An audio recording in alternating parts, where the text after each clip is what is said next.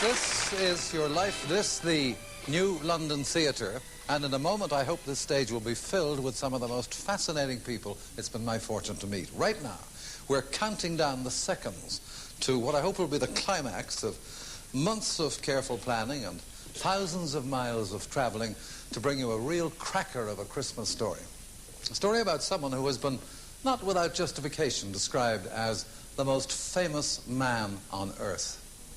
Someone whose story has reached a milestone quite recently, a historic milestone, which is why he believes he's coming to a television studio to give an interview about it. Not to me, and not in front of an audience. But whatever happens next, I promise you it's the most unpredictable Christmas I remember.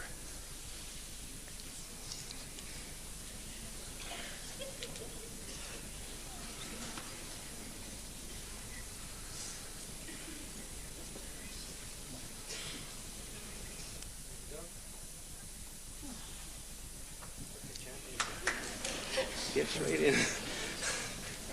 Hello, champ, and a very special welcome to your second favorite city of London. For what I can say is a three-time champion of the world, tonight's Muhammad Ali. This is your life. Go on. Come on down the stage. Just on to the man. We've got some lovely surprises for you. Very promising. Please. Really enjoyed it.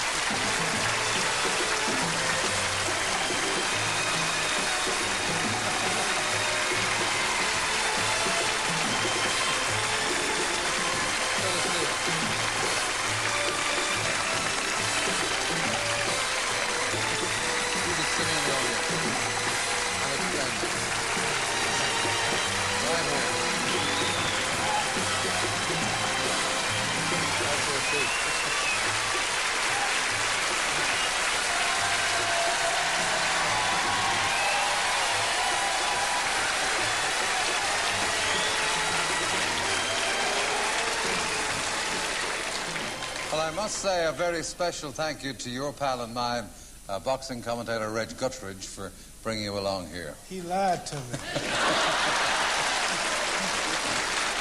I want to say one thing. I watched this show for years in the States, and I wondered why was everybody so anxious to get me here, this is terrible. This is the right time to get you. Muhammad Ali, this is your life, and there could be no more appropriate time for me to say that as we reach the end of a year which has seen you fight your way into history by becoming the first man to win the World Heavyweight Championship 3 times over.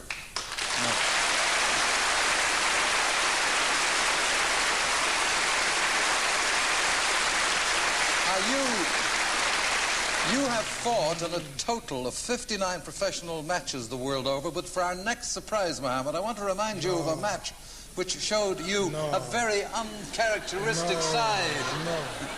Well, I didn't know at the time, but later you told me you were scared of me. Of course, your wife, Veronica.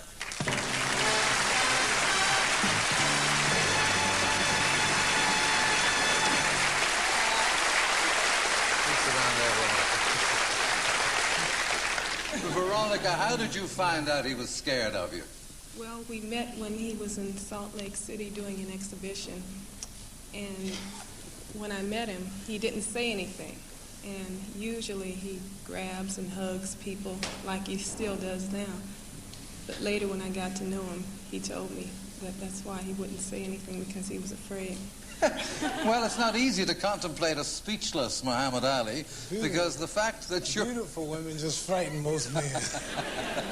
The fact that you're as mercurial with your words as you are with your fists has made you one of the world's greatest box office stars. And if you look at that screen, we're going over 5,500 miles now to a city you know well, the bright lights of Las Vegas, where no star is shining quite so brightly as the one about to speak to you now, from his dressing room at the world-famous Caesar's Palace. Your old pal, Britain's own Tom Jones. Hello, Eamon. I must say I admire your guts for springing a surprise like this on Muhammad Ali. Muhammad, I wonder if the This is the surprise show. is as big as the one you got from Henry Cooper's left hand in 1963. Putting all jokes aside, I'm sitting here in Las Vegas in the dressing room between shows, and as you know, anybody can pop in from time to time, like the time I think it was about 10 years ago in the Latin Casino in Cherry Hill, New Jersey. Knocked him at the door, I looked up, and you were standing there. And we've been friends ever since. We've had a chance to talk together from time to time. I must admit, I like this setup tonight because I can talk to you and you can't interrupt me. You know, boxing is the only sport that I really like. I've always enjoyed boxing, and I don't think anybody would argue with me that you are the greatest boxer of all time. Not only a boxer, I think one of the greatest entertainers. But speaking of entertainers, I remember the time when you made a record, I should say, of a song called Stand By Me. Well, I would just like to say this. I won't go into boxing if you stay away from singing. You know, this is a switch. I'm over here in Las Vegas, you were there in London, and I hope you're having a great time in my country. The only thing is, I wish I was there to enjoy it with you. But I'll see you soon. Oh, and by the way, be gentle with Eamon. Thank you, Tom Jones. And nice to know you care. Well, Muhammad Ali, this is your life. And I still don't believe this. You were born here at the General Hospital in Louisville, Kentucky, at 6:35 p.m. precisely on January the 17th, 1942, tipping the scales at 6 pounds 7 ounces. Your father's a sign writer, and you're named after him, Cassius Marcellus Clay. Family home is here at 1121 West Oak Street. And it's there one day when you're only 18 months old, you show the first indication of things to come. You're swinging your arms as babies do. And that's when my baby boy's left hand knocked my front tooth right out. From Louisville, to surprise you, who else but your mother, Mrs. Odessa Clay, and your father, Cassius.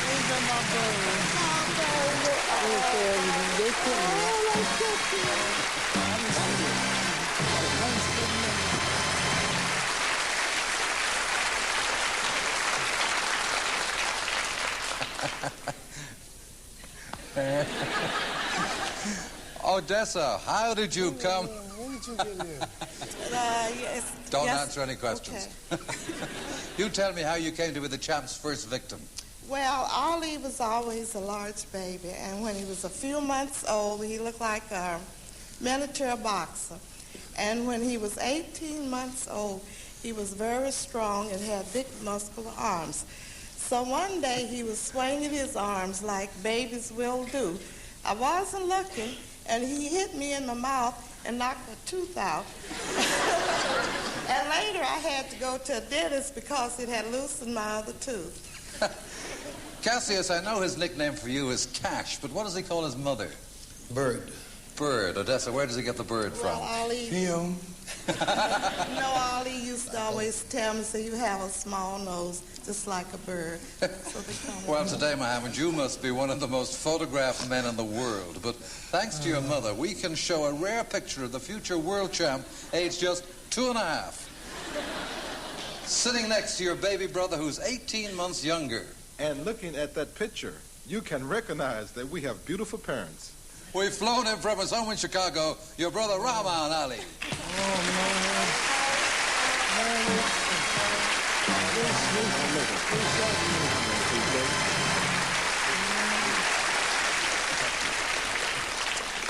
Now, being so close as you are in age, you've been great pals since you were kids, eh? That's right. We always have did things together in life, and Muhammad always predicted from a small boy that he would be the world's heavyweight champion. And I want to exclusively bring that out because he always told the kids in the neighborhood, I'm going to be champ of the world, I'm going to do this, I'm going to do that. but few of them laughed at Muhammad, but he always had the strong mind, the determination to stick by his words. And he did it. Tell us about hide and seek before you sit down. In front of the world, I love him with all my heart. He's beautiful people. All right, thank you, Robin.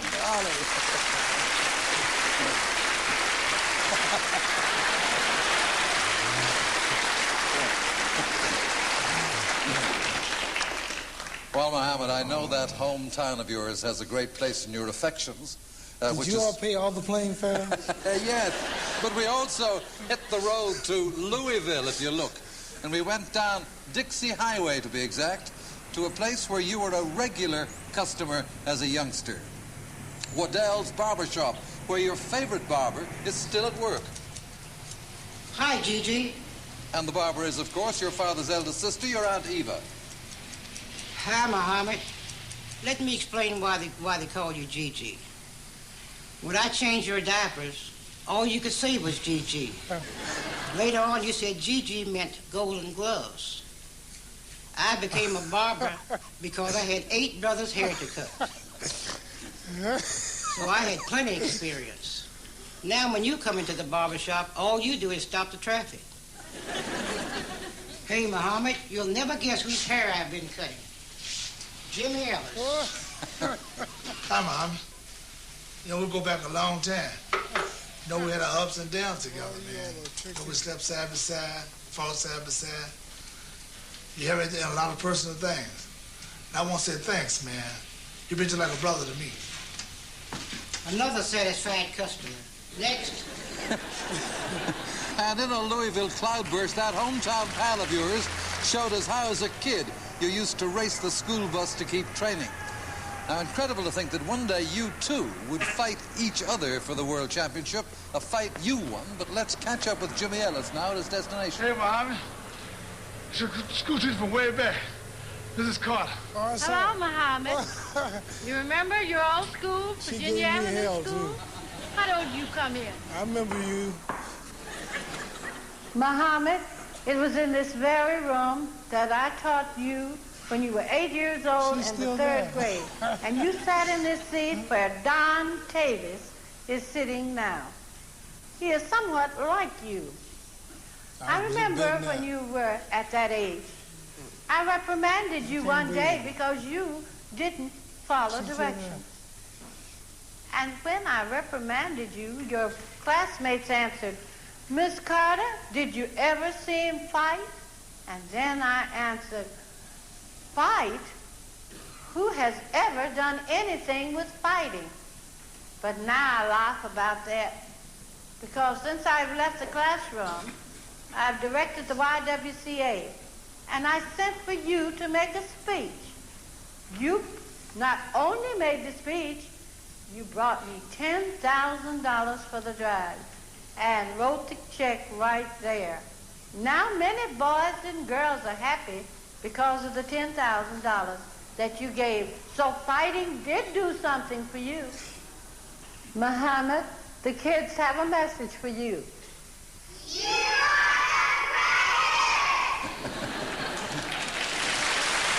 You are the greatest. Man, that's the truth.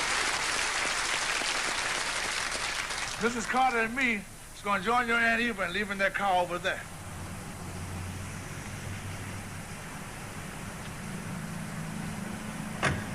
And boy, are you in for a shock. From Louisville Airport, they flew right here to London. Your Aunt Eva,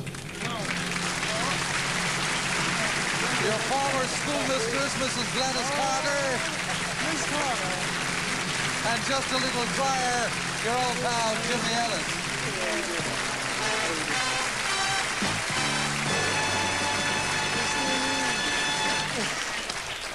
Aunt Eva, did you bring your scissors? Sure. And it looks like he needs a haircut right now. I can't believe this. Well, now, Muhammad, as we've just seen, when it rains in Louisville, it pulls no punches. I didn't know you all could lie so much. Come on. Well, it was on a rainy day your boxing career started. You were 12 years old, and Cash, you just bought him a new bicycle, didn't you, for Christmas? That's right. A red bike with chrome finish on white wall tires. He had got on it starting at home, and it had begun to rain. So he headed for the local bazaar, where they were. Just don't talk too long, because I got time to on the show. I got my talk from him. See if he can start. Well, I want to hear about this. It was being held indoor at Columbia Auditorium, where he had found some free don't go too long, candy and popcorn. Long show. Okay, so you look for your free candy and popcorn, and you park your gleaming new bicycle at the door of the auditorium. But when the popcorn and the candy are finished, Mohammed, it's time to go home. That's when my talk has started, so I know it. What happened when you go to collect that bike, the pride of your young life? Where was your bike? I couldn't find it. You couldn't find it, that's right. It was stolen. You don't have my bike here. No.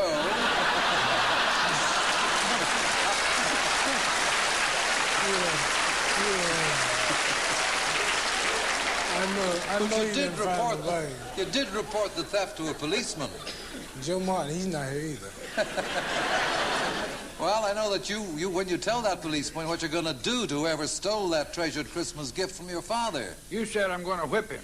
And I said before that, you better learn to fight. Oh, yes, that same policeman from 24 years ago. Now retired Louisville police officer, Joe Martin. And also from Louisville, your great friend and boyhood trainer, Fred Stoner. Man.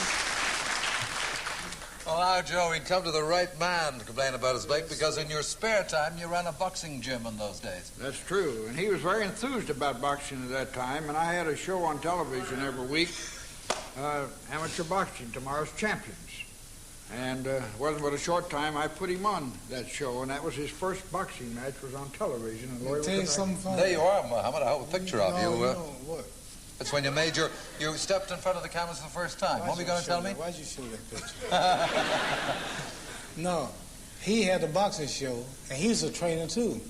It was in those days, the integration hadn't taken place, and black people didn't quite have the opportunity they got now. So he had the championship show, and he trained fighters more physically than he did. And I would always train at 6 o'clock at his gym and sneak to his gym at 8 o'clock to really learn more about boxing. And then, because in the Golden Gloves, a lot of his boys would beat his boys, and I thought he was the better trainer, so I would sneak down and learn how to do it. He taught me the jabs, he taught me hooks, and both of them together made me who I am today. Fred, tell me. So so since you surprised me, I must tell you the surprise. I never told you this, but I always sneaked to his gym. See, because he had the complexion and the connection to get the protection. Fred Stoner, if he let you get a word in edgeways, will you tell me why is it you think the champ here has managed to keep his boyhood good looks? Well, in the early parts of his training, we concentrated on teaching him how to not stand still and be hit, to keep moving in and out and to right and left. And, well, look at him. It's paid off. And he's still a threat. But tell me now, tell me, Joe, Ali was asking me, you didn't by any chance find the bicycle, did you? I can't believe Never have found it yet, but we will eventually. Thank you very much, Joe Martin and Fred Stoner.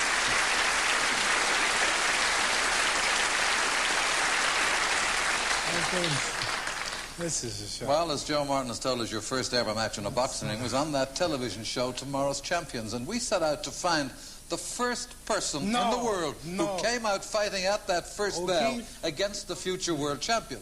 Today he works on the production line here at the Ford plant just outside Louisville. And of all the millions of words written and spoken about your opponents, we were amazed to find no one had ever before asked your very first opponent his memory of that day 24 years ago, but he recalls it now. As you said, you remembered his name, Ronnie O'Keefe.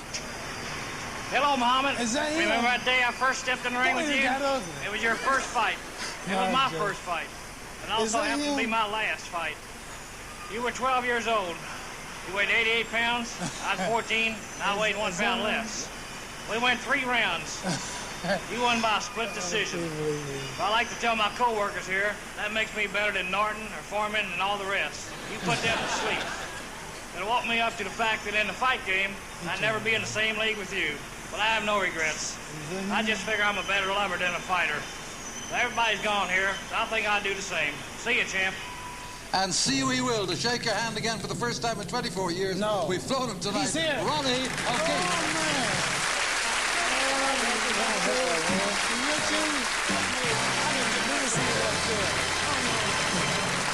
Was that you?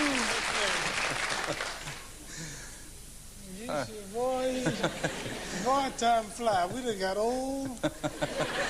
You don't look nothing like you used to.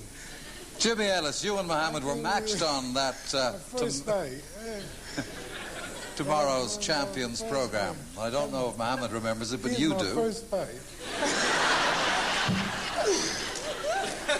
That made you famous too, didn't it? You the first man that fought Muhammad Ali. Ain't that something? Okay, what's that? Thank you, sir.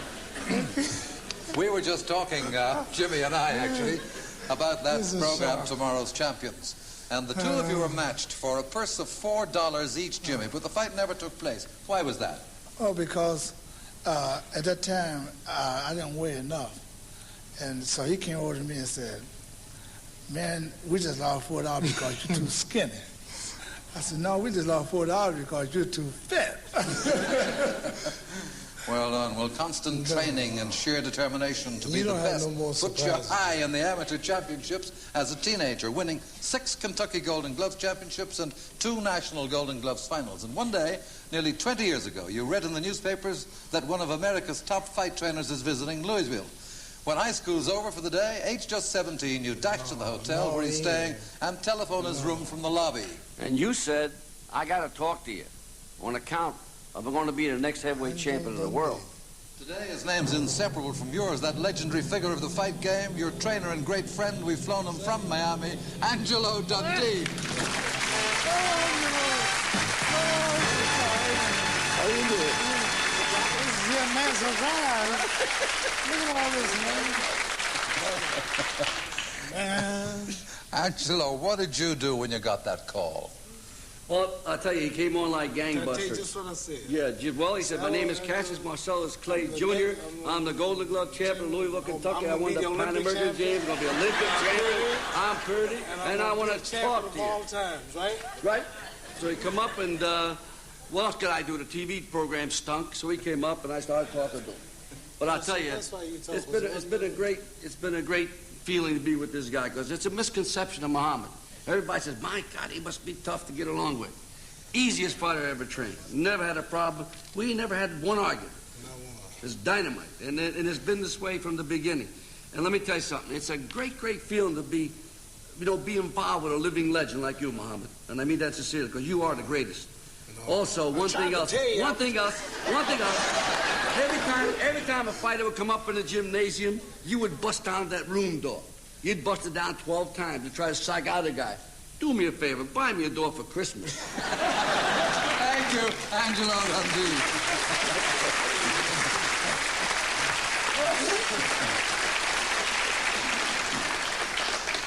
Well, just a year after that first meeting with Angelo, you're just 18 when your victory in the National Golden Gloves finals at Madison Square Garden follows on to the selection to represent the USA at the 1960 Olympic Games in Rome. But Joe Martin, what's this we hear about him getting scared? He was very scared of airplanes. He and I had kind of a wild ride in one of them, and he told me that he wasn't going to Rome unless I could get him on a boat. And I said, there's no way. You're going to have to fly. So he and I went out to Central Park and sat on the bench for about 2 hours and talked to him about it, and I was convinced that he would be Olympic champion. And I also told him, I said, I think you can be world champion sometime, but you've got to go through the Olympics. You've got to have that exposure. Well, he did, and your international boxing career takes off on August 1960 when you step in the ring for the final battle for the gold medal. Your opponent is Poland's Zbigniew Pietczykowski. He didn't go to Poland. And I was lucky enough to be the commentator. Oh, well, what a boxer this Clay is. For 18 years of age, the size of him, we're going to hear a lot more of this young man, I'd say. Well, I reckon I've made worse predictions, in fact. The world hasn't stopped hearing about you ever since that Olympic victory, which significantly affected the rest of your life. No. Well, it's 18 years ago, isn't it? He's not here. Have you ever seen him since? You didn't go to Poland, no. Have you ever seen him since? No, you can get these I'll tell you what he's doing. He's passing on the kind of experience he learned the hard way fighting you, because he's now one of Poland's national boxing coaches. No. He was old and enough we've for it. flown him from his home near Krakow, Ziggy Pietchikowski. No, man! No, man! You speak English? No kidding. Man, come on, show me that. Show me that. Thank you, Ziggy. He speaks English too a little bit. And, Is that, oh man, this is really a surprise. can I go on? Well, back home in Louisville, a group of businessmen get together to sponsor you as a professional fighter, and with some of the proceeds of that deal, you buy yourself your first car, a glistening Cadillac. And one day, soon after your triumphant return from Rome, you're to visit a local children's hospital in Louisville with another Olympic gold medalist who flies in from Nashville. And proudly you drive your new car to collect the visitor. But what I'll never forget is the great big sign he hung around the car. To this day, a great family friend. She won 3 gold medals as a sprinter in Rome. We've flown her from Nashville, Wilma Rudolph. Oh, this is a shame.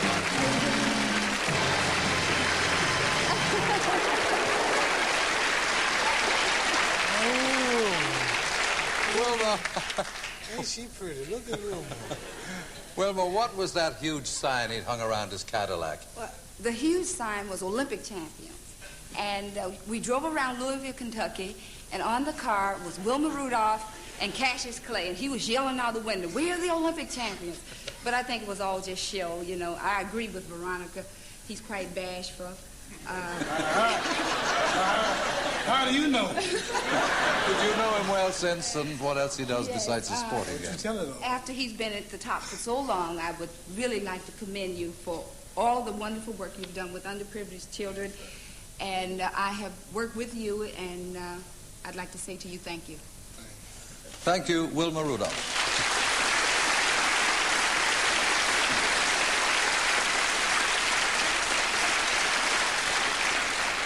Well, just 4 years after turning professional, you fulfilled the... one thing. Yes, sir. I had a lot of money. I've had many surprises. I'm at the stage now where it's hard to surprise me, to show me anything, to excite me, because I've had it all. I feel like a little bitty boy now, just getting a new toy for Christmas.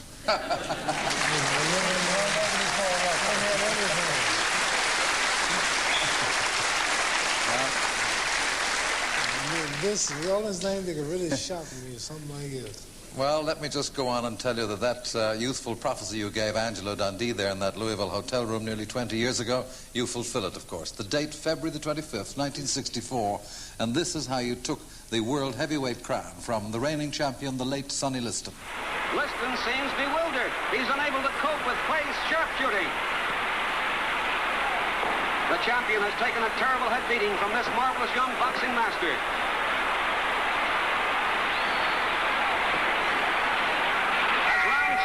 Liston moves very wearily to his corner. Pandemonium has broken loose. Sonny Liston has not come out for round 7. He's got a new champion.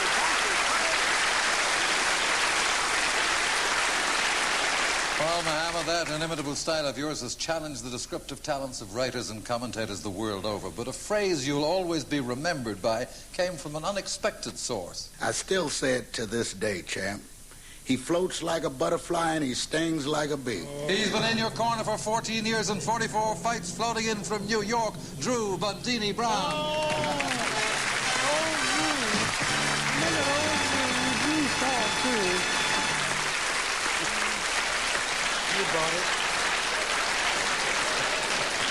I never saw him so dressed in my life. And he's sober. Drew Bundini, what was the moment that inspired that phrase that became so famous that it even became a song? Well, because to love God is to love people, and I must love Mohammed because he loves God. And all great fighters had nicknames like the Brown Bummer, Joe Louis, Rocky Marciano, The Rock, Sugar Ray Robinson, Sugar, Smoking Joe Frazier. And he was doing road work, and I was talking to God as I do, not with my mouth, but with my mind. And I was asking God, what was his nickname? And the feeling came to me, call him the way it is. float like a butterfly and sting like a bee. But Bundini, you made a mistake, didn't you, when the champion first interviewed you for a job in his corner? Yes, I call him a phony because I was with the great Sugar Ray Robinson for 7 years, and I never heard of anyone in sports or anything predicting anything but God saying when it's going to do, the weather or anything like that. And he said that he called around. So I said he was a phony. But then he said to me, he got up off the couch and he looked me dead in the eyes. He said, I work hard and I train and I pray hard. And that's fall, Bodini, and I knew he was human. Thank you, Drew Bundini Brown. Thank you.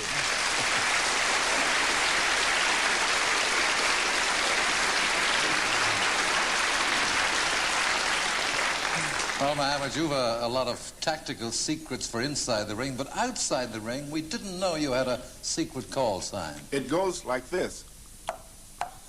He was best man at your wedding. You were best man at his. We flew him from his Vegas Hollywood photographer, Howard Bingham.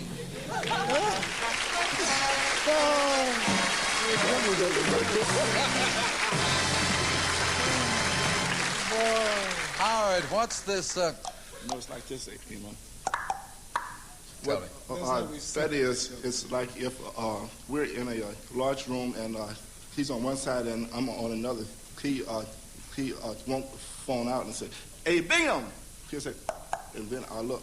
And if he's home and his wife is, I will sneak him out of the house and know his wife to know I'm calling. Looking at the ladies also, he said, Thank you, and shut up, Howard Bingham. Come on,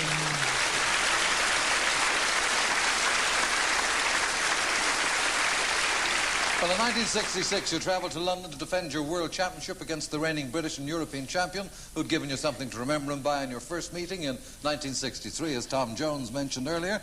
Now you meet again at Highbury, London, 3 years later on May the 21st. And there was no chance of his missing this rematch tonight.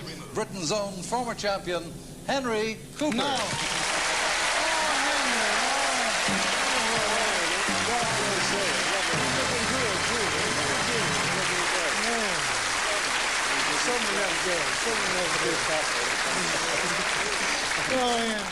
Henry, I know that to this day he does look good. You have a great respect for Muhammad Ali. Oh, great respect. I mean, what more can you say about the man? He's done everything.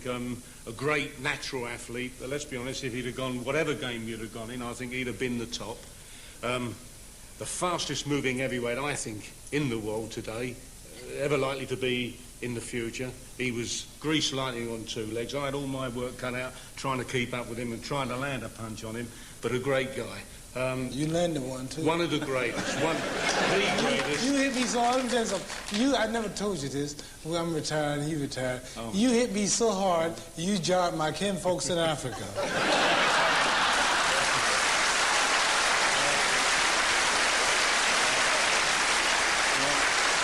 To be honest, have a look at him. He's not a bad-looking fellow as well, is he?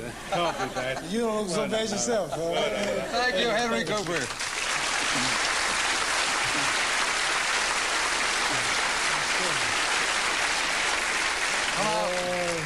The night after that fight, I had the pleasure of talking to you on another show where my other guests included Dudley Moore and the late Sir Noel Coward, who found out you packed a conversational punch too. By then you'd become a member of the Islamic faith, and of course it changed your name, and it made it clear you were no longer to be called Cassius Clay. Then this happened. Let's have a word about the fight last night, Cassius. Muhammad. Muhammad, I'm sorry. I didn't do that to you. Is that me? That's you. We both. I'm glad he smiled when he said that. You know my name, boy. Don't worry, I got on here, boy.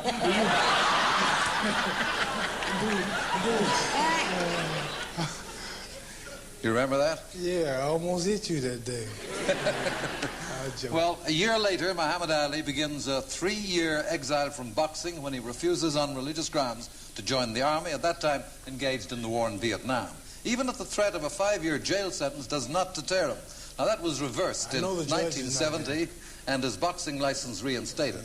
So after 3.5 years of legal and political punch and counterpunch, your exile from the ring is over. October 26th, the place, Atlanta, Georgia. And world headlines proclaim that Muhammad Ali is back in action as you fight your way back to the title you'd set your heart on as a youngster. Jerry Quarry is hurt, and Ali is asking the referee to stop the bout. Ali puts the jab on the mouth, the right uppercut to the jaw. Jerry Quarry is staggered and the fight is over. Ali goes into a front, takes the left hand high on the head. Ali drives the right over the head, drives the right to the head. A left on the chin thrown by Muhammad Ali, and raising right to the jaw. A left and a right to the head. Bob Foster, the light heavyweight champion. Ali feigns being hurt, puts the jab on the mouth. Foster sticks out a jab, takes a grazing right, a left uppercut to the jaw. Foster is down and maybe out. Ali is finding shows. Bugner is a tough customer. Bugner back to the rope, both hands to the head by Ali. Bugner hooks the left that goes over the head, drives Ali into the ropes and holds him there. Norton moves into Ali, driving both hands to the body, and the referee gets him out of a clinch. At long range, Norton feints the left hand, puts the jab on the mouth. And of course, you went into the record books on September the 15th this year by beating Leon Spinks to become, as I said, the only man to win the world heavyweight title 3 times. Now, instead of resting, you go straight into making the film Freedom Road. Muhammad Ali, actor, playing the part of a former slave who becomes America's first black senator.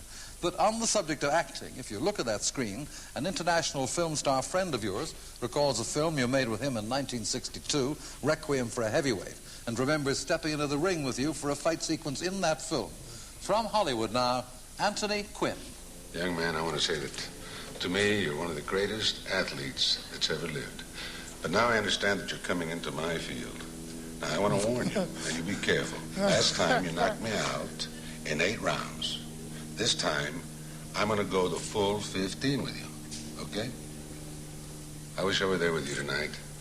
You deserve everything and all the kudos that are thrown at you. You're one of the greatest, really. Thank you, Anthony Quinn.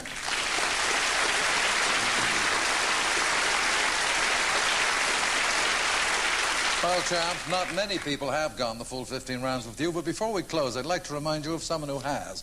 Just as he promised he would one August day in 1970, during your exile from the ring, when he gave you a lift in a car from Philadelphia to New York, and when he pulls up on 42nd Street, a crowd starts to gather. And I said, hey, man, you better get out of my car. Because not people might think you and I are good pals. You've described him as the fighter you most admire, your old adversary. We've flown him from Philadelphia. Smoking Joe Frazier.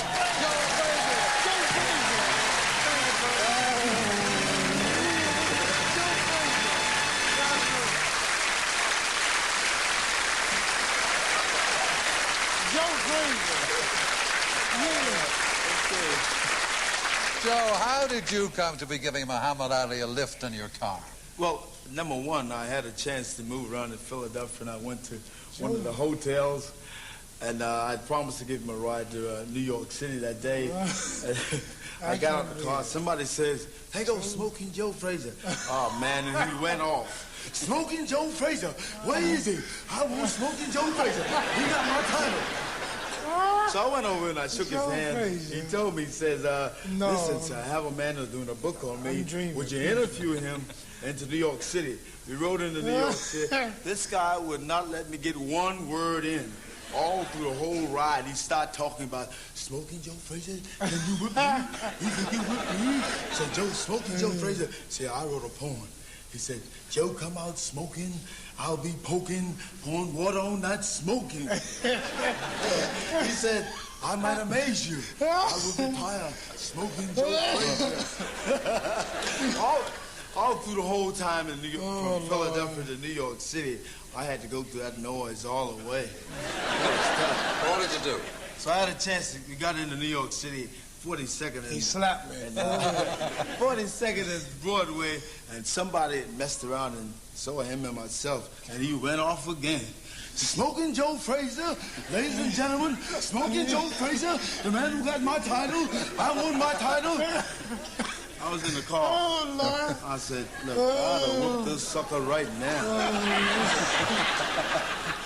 So after a while, he got back in the car and kind of cooled down some. I said, hey, man, cool it off. You know what I mean? So he said, a song. He started singing. He started singing.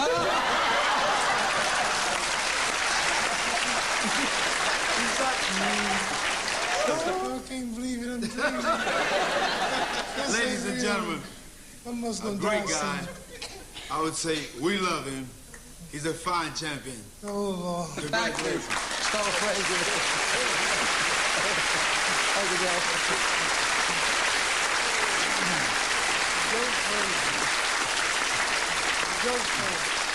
I'll say one thing. I might see how you got the other people. How did you get Joe Frazier here? My man, Joe Frazier. I want you to listen to this, Muhammad. As a boy, you worship one particular... I am, just about. But I want to remind you of one particular boxing hero who later in life you got to know, and who sadly cannot be here because, as you know, he recently underwent massive heart surgery, which has affected his powers of speech. But such is his high regard for you that here, in his home in Las Vegas, all the bravery that went into winning of those trophies went into this brief greeting to you. Hello, Muhammad. When you were a little boy, you just watched me on television. Now I enjoy watching you on television. But I'm sorry I couldn't be with you. The Brown Bomber himself, the great Joe Louis. Listen, how you doing? Thank you, Joe Louis. A fighter still. And there, Muhammad Ali, we come to the end of our Christmas surprise package, except for one thing. Well, two, actually. With Veronica's consent, they're not, as you thought, tucked up in bed just yet. They're here with their nanny, your children, Hannah, age 2, and Layla, nearly 1.